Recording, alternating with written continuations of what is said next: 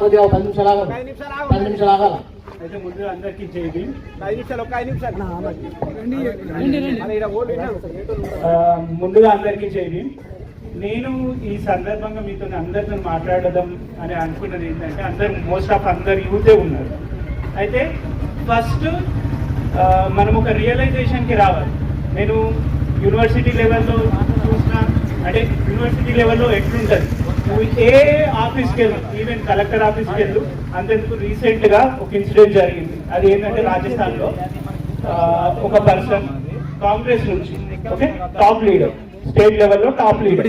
అయితే అతను ఏం చేసిందంటే రామనవమికి గుడికి వెళ్ళింది. ఓకే, గుడికి అందరం వెళ్తాం కదా రామనవమికి, అతను కూడా వెళ్ళిండు.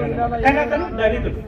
గుడికి వెళ్ళిన తర్వాత ఒక పార్టీ వ్యక్తి, అంటే రూలింగ్ పార్టీ వ్యక్తి గుడిని మొత్తం శుద్ధి చేసిండు అనమాట. అంటే పోయినందుకే.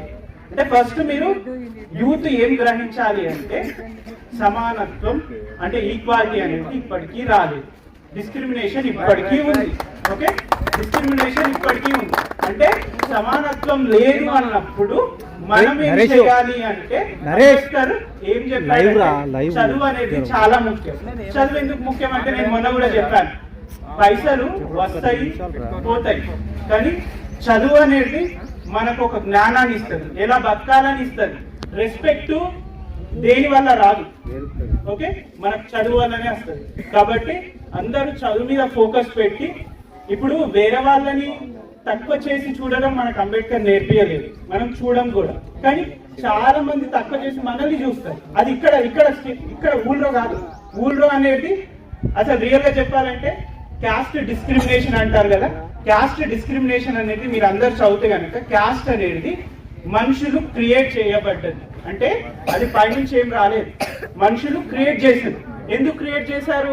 ఒకరి మీద ఒకరు ఆధిపత్యాన్ని చెలాయించడానికి మనుషులు క్రియేట్ చేసి 4 వర్ణ సిస్టమ్స్ ఉన్నాయి: బ్రాహ్మణ, క్షత్రియాస్, వైశ్యాస్, శూద్రాస్.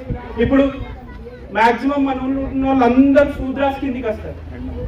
బ్రాహ్మణ్స్ కిందికి రాదు, వైశ్యాస్ కిందికి రాదు, క్షత్రియాస్ కిందికి రాదు, శూద్రాస్ కిందికి వస్తారు. అంటే శూద్రాస్ ని వీళ్ళు ముగ్గురు పరిపాలిస్తున్నారు అన్నమాట క్యాస్ట్ సిస్టమ్ ద్వారా.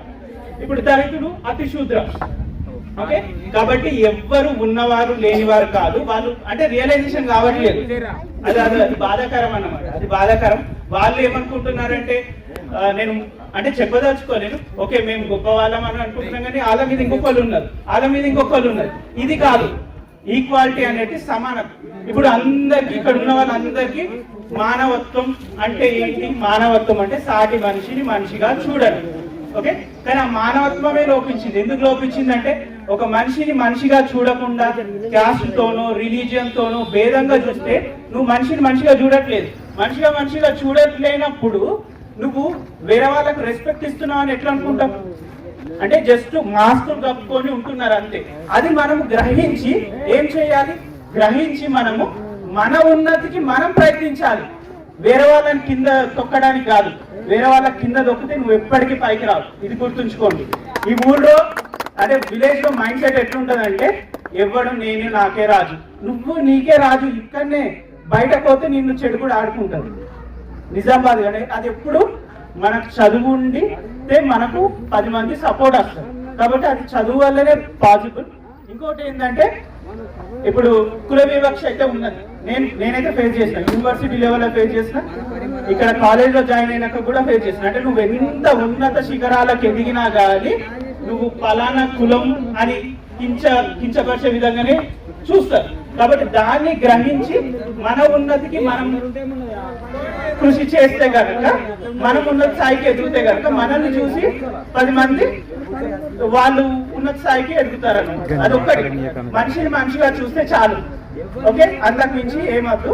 కాబట్టి మీరందరూ కూడా అంటే గొడవలకు పోవద్దు. మన విలేజ్ లో ఎలా ఉంటారంటే, బాగా కొంచెం గొడవలు ఎక్కువ ఉంటాయి మన ఊళ్ళో. ఓకే, ఆ గొడవలు కాకుండా యూనిటీగా ఉండి విలేజ్ ని డెవలప్ చేసుకొని, అంటే మనిషి వినడమే కష్టమైపోయింది. మంచి చెప్పుడు కాదు, చెడు చెప్పుడు కాదు. మనిషి చెప్తే విననోడే లేడు, అయిపోయింది, కరైపోయింది అనమాట. అంటే అట్లాంటి ధోరణి కాకుండా మంచి మార్గంలో నడవాలి. ఇంకొకటి అంబేద్కర్ గొప్పతనం నుంచి ఒక 2 సెంటెన్స్ లో చెప్పాలనుకుంటున్నాను. ఇప్పుడు ఇక్కడ ఎవరు వచ్చినా రాకున్నా అంబేద్కర్ ని పెద్ద పెద్ద యూనివర్సిటీలో విగ్రహాలు పెట్టి కొలుస్తారు. ఓకే, ఆయన ఎవరు వచ్చినా రాకున్నా తక్కగాడు. ఓకే, ఆయన మీద చాలా గ్రంథాలు ఉన్నాయి. యూనివర్సిటీ లెవెల్లో చాలా మంది స్టూడెంట్స్ ఆయన ఐడియాలజీని స్ప్రెడ్ చేస్తున్నారు. కాబట్టి ఎవరు వచ్చినా రాకున్నా బాధపడరు.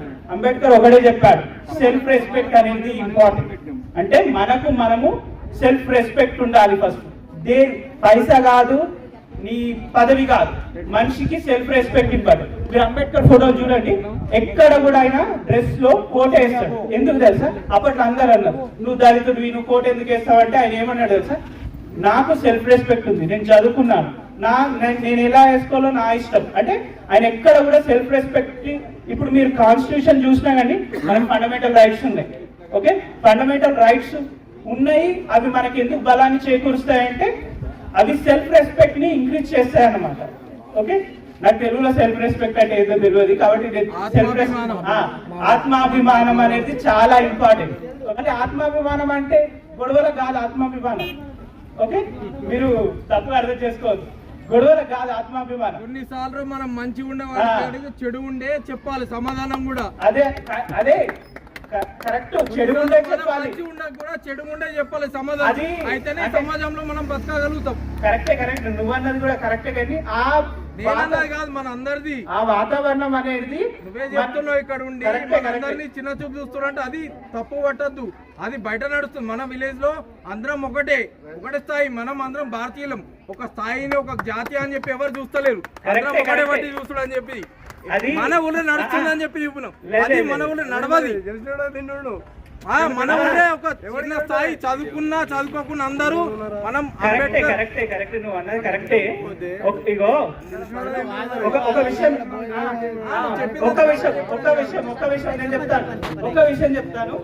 అస్సాం అంటే డిస్క్రిమినేషన్ లేదు అని అంటున్నారు. డిస్క్రిమినేషన్ అంటే భేదాలు లేవు అని అంటున్నారు. భేదాలు లేకుంటే అంత హ్యాపీ. కానీ భేదాలు ఉన్నాయి, అది గ్రహించాలి. ఉండద్దు అది చెప్పేది. భేదాలు ఉండద్దని నేను కూడా ఆశిస్తున్నా. కానీ ఉన్నాయని మనం గ్రహిస్తే మనకి ఏది కావాలో మనము పోరాడచ్చు. అది నా పాయింట్. ఓకే, అందరికీ జై భీమ్.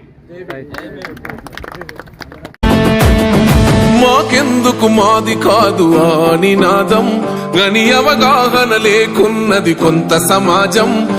రాజ్యాంగం ప్రతిఫలాలు పొందుతూ జనం, అది అంటేందని అడిగే అవివేకుల దేశం.